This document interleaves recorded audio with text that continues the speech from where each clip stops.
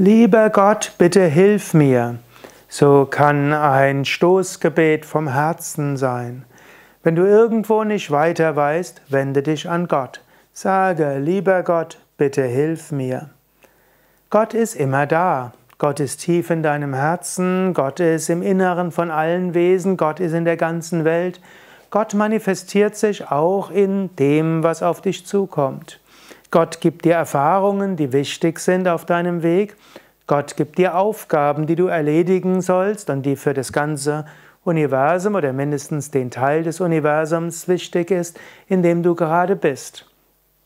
Gott hilft dir sowieso. Aber manchmal hast du diesen Überblick nicht. Du könntest das tiefe Vertrauen haben, dass alles, was ist, auch richtig ist. Natürlich, Yogis gehen davon aus, du bist nicht der Körper, du bist nicht die Psyche. Daher, wenn dem Körper Schlimmes passiert, das ist nur eine Erfahrung, das wird nicht etwas, was Schädliches für dich sein. Oder wenn jemand anderes Krebs bekommt, vielleicht ein naher Angehöriger oder schwere Schmerzen, es ist nicht der Mensch selbst, der leidet, es gibt den Körper und die Psyche.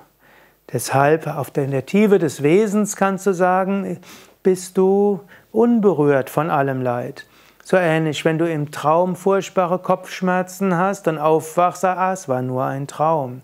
So ähnlich ist diese Welt auch nur ein Traum, aus dem du aufwachen kannst. Aber innerhalb des Traumes, solange du nicht aufgewacht bist, solltest du dich natürlich um deinen Körper und deine Psyche kümmern, du solltest dich um andere kümmern, Mitgefühl, tätige Nächstenliebe üben, uneigennützig dienen, deine Aufgaben erledigen, Erfahrungen bewusst zu machen. Und zwischendurch kannst du sagen, lieber Gott, bitte hilf mir. Lieber Gott, ich weiß nicht, was ich dort tun soll. Bitte hilf mir. Ich weiß nicht, wie ich diese Erfahrungen aushalten soll. Bitte hilf mir. Ich weiß nicht, wie ich mich entscheiden soll. Bitte zeige mir, wie ich mich entscheiden soll. Bitte hilf mir bei meinen Entscheidungen.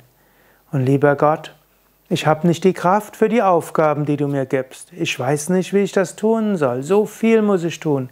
Lieber Gott, bitte hilf mir, dass ich die Kraft habe, das umzusetzen, was du mir als Aufgabe gibst.